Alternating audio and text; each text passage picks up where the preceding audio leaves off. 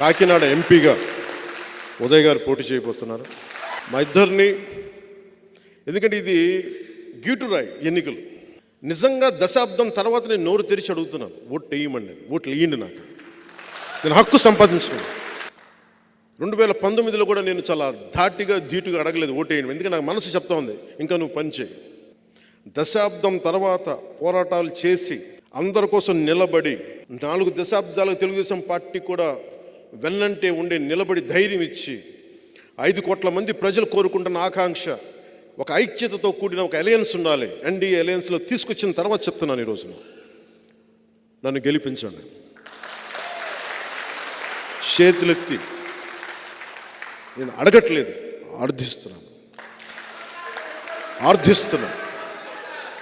లేదు, అడగందే అమ్మైనా పెట్టదంటారు. నేను ఈ రోజున అడుగుతున్నాను.